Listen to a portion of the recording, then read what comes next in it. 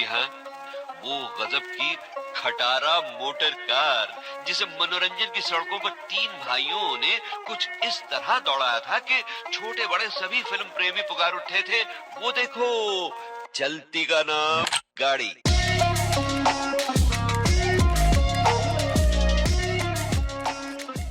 It was a pretty busy summer 2019 of working and flying back and forth from India, so obviously my excitement was top tier when my parents surprised me with this trip to Nepal, where we met up at Kathmandu.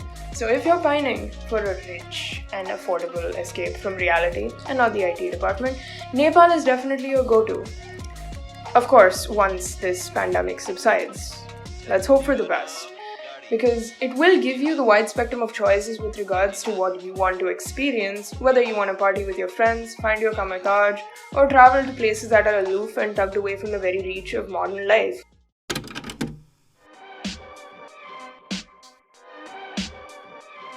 Kathmandu is sprawling with many old structures and squares. The city was pretty much built in to out around the planning of ancient towns.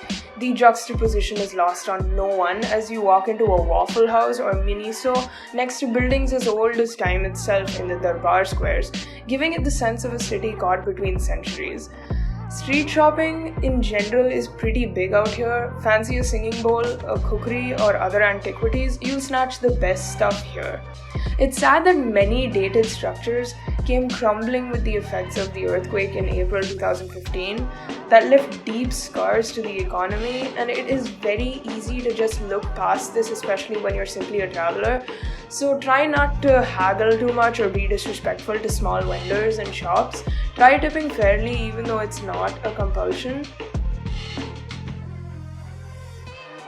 Kathmandu is known as the city of temples, and you will figure out why in just a matter of a few hours there. With all its labyrinthine streets donned with temples, whether you're looking to free yourself from the vicious cycle of rebirth at Pashupatinath, the grand 400 BC structure on the banks of river Bagmati, or just experiencing peace on a hike up to Swayambhunath, each of these temples hold great significance and have the most riveting histories. So we stayed in Tamil. It was a pretty buzzing and central location and easy to get to the main attractions from this place that the city has to offer. When in Kathmandu, a good thing to do is to rent you a cab for the entire day. Staying on a budget is very easy when in Nepal cities. Everything is very accessible, people are often helpful, and it's not too hard to get around on your own. And we all know that Airbnb is the best thing since sliced bread, so finding affordable and central stay situations is not at all hard. There are multiple methods to get around to different parts of Nepal, although we chose to do so by road after a little ground research in the city. There's flights, helicopters, buses. There are pros and cons to each method, and you can decide on the basis of your budget. I just personally feel that a road trip always gives you the most original, true and engaging experience of the country that you're in. Asking if the hotel's office is a great place to begin, since you're most likely to get a good itinerary talking to a local.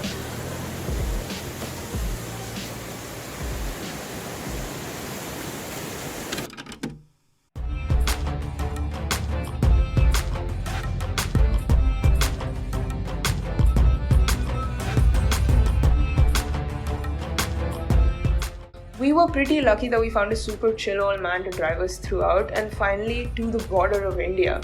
That becomes super essential because you'll be spending hours huddled in a jeep, so it was good to have a conversationalist and humorous driver now taking us from Kathmandu to our first stop, the Chitwan National Park.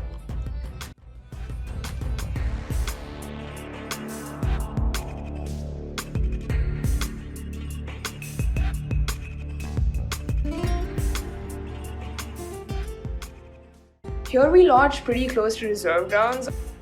After a very spooky and unsettling preternatural night in the cabin, a story for another time, we started a new day with a safari on elephant back at about 6 a.m.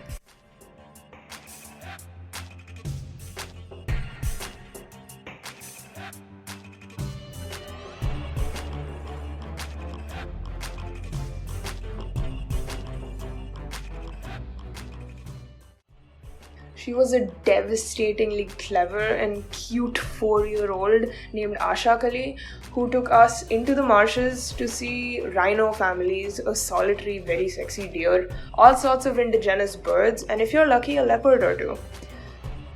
Another good tip is to always start your day early, and if you're road tripping too, starting at 4 a.m. for us was like our way for days. It tends to get dark early in the more loftier terrains up north. In this way, you can also avoid the regular roadblocks that are sanctioned for maintenance. And thus, before my best good morning messages came through, we were already back on the road, jeep teetering. I call it destiny that we stopped at the confluence of 9 holy rivers at Devghat. It can get very stressful sometimes to sit in a car for so long, so make sure you stop often and stretch and get you that fresh O2, because this crisp mountain air really do be the best kind of antiemetic.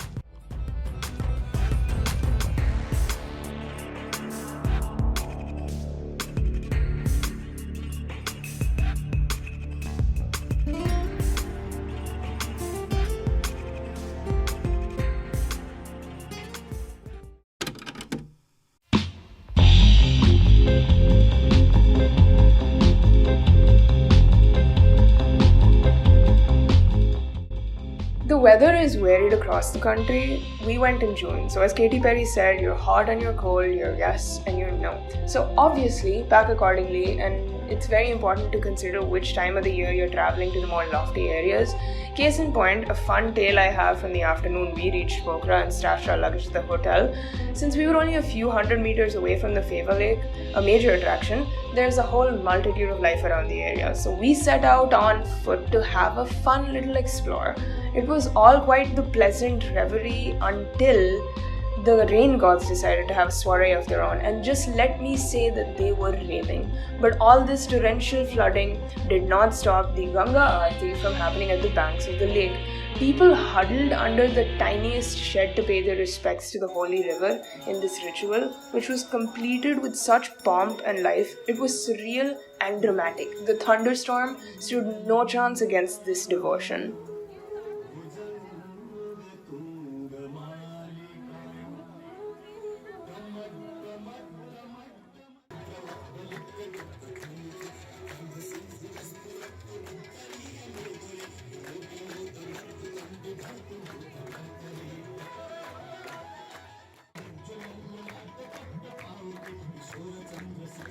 Alright, hi guys. So it started raining and there's like water everywhere. It started flooding out here, but there was an aarti, a Ganga aarti. It was a ritual at the Feva Lake in Pokhara. The next day was a clear and humid one. We started out with a trek up to the World Peace Pagoda. The sights from here are naturally breathtaking, and there's plenty of great coffee shops on your climb up. On the opposite side of this, we come down to the Devi's Falls, its Nepali name meaning underworld waterfall. A very stunning spot with a tragic history. You'll find plenty of posing tourists to photobomb here. Now, there is a way to reach the gorge where this cascade ends to descend some 80 to 100 meters into the earth via the Gupteshwar Mahadev caves. 40 meters in is a statue of Lord Shiva that was discovered in the 16th century by accident. Clamber deeper, and Gemma Collins wouldn't survive this for her claustrophobia, as the cave, with what its dim lighting, heavy tourism, and wet walls, almost push you into a crawl before you reach an opening where the sound of the falls finally meet you in the dark. How fun.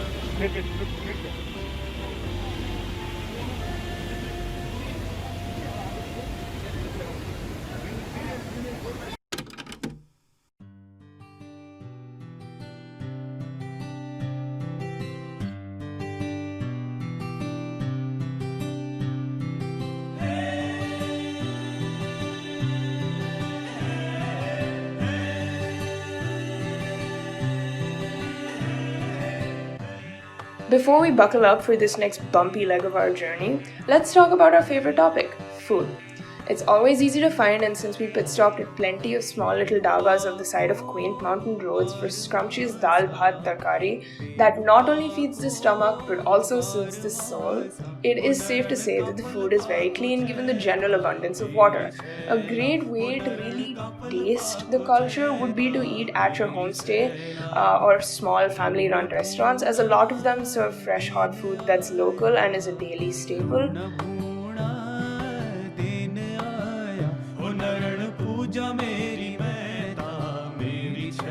Now, this next circuit of the trip is one that is very special, for it did lead me to understand quite a few things of philosophy.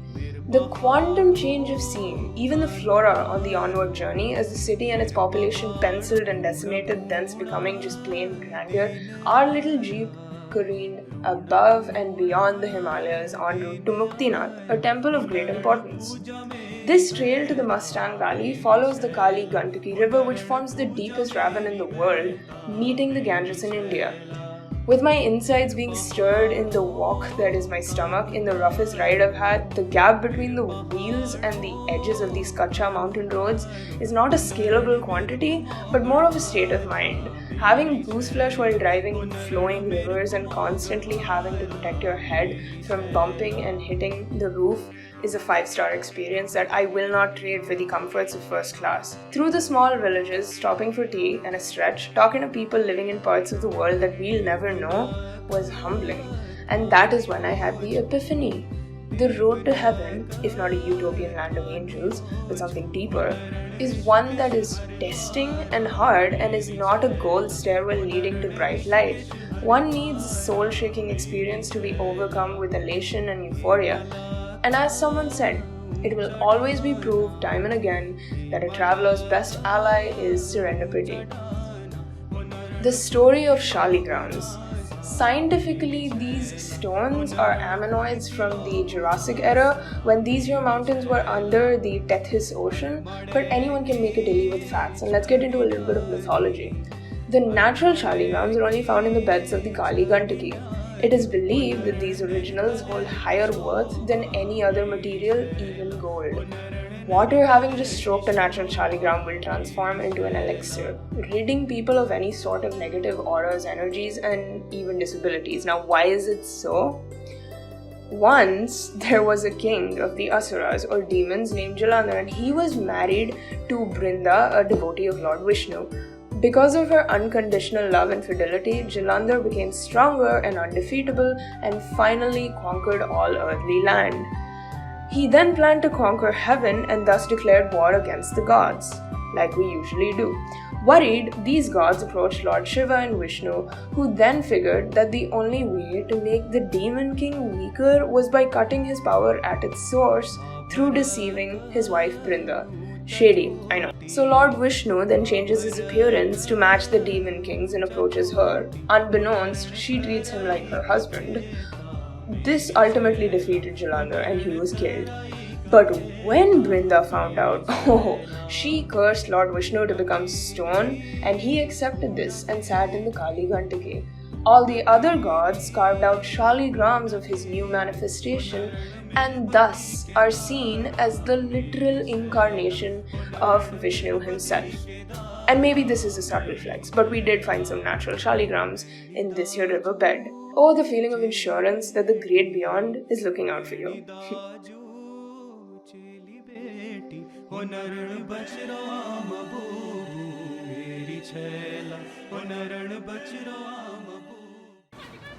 We'll be going to the temple tomorrow, the peak tomorrow. There's something about getting used to the height and going slowly, so we'll stay here. This happens to be a pretty touristy spot here, so you can see some fancy stores out here, but yeah.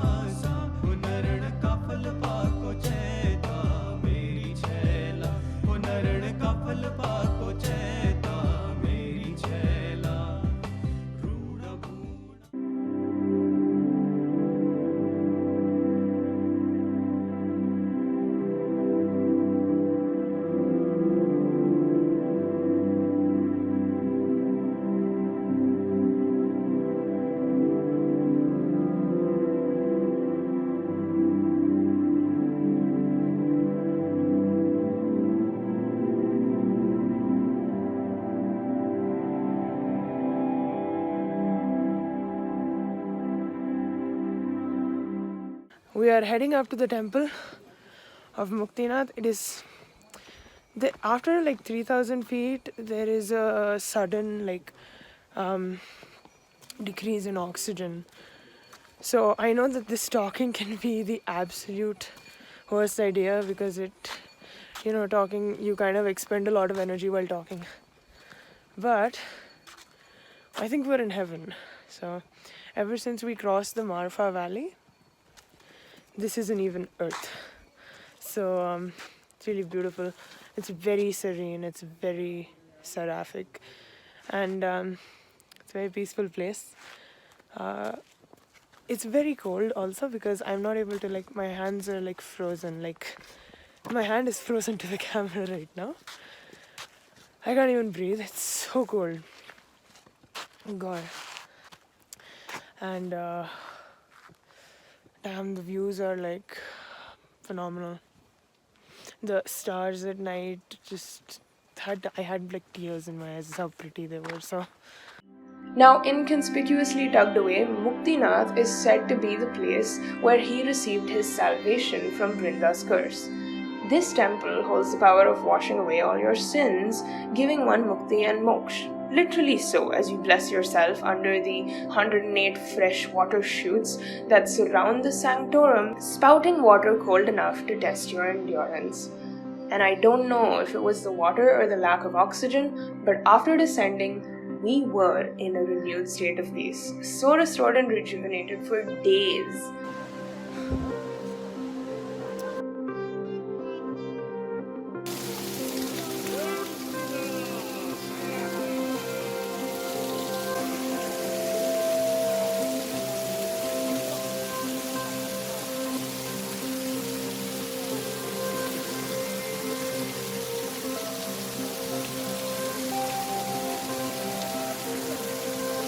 Bear in mind that altitude sickness is really no joke. Oxygen can fail you at even 3,800 meters. People have to acclimatize regardless of age. It's more about the capacity of your lungs. That happens to be the perks of having a road trip here because that would mean gradual ascension.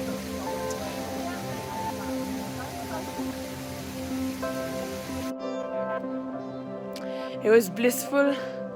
I feel at peace. So it is true.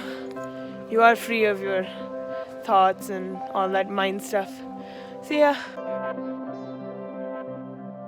Now, I can definitely attest to the fact that redoing the peril of this 12-hour trip to go back down to Pokhara is a lot easier since perhaps your mind is prepared for it. After a good night's rest, we set out for our last day in Nepal by driving to Lumbini, the birthplace of Buddha. As we neared the border of India, it seemed as though the reels actually tinted a cliched sepia.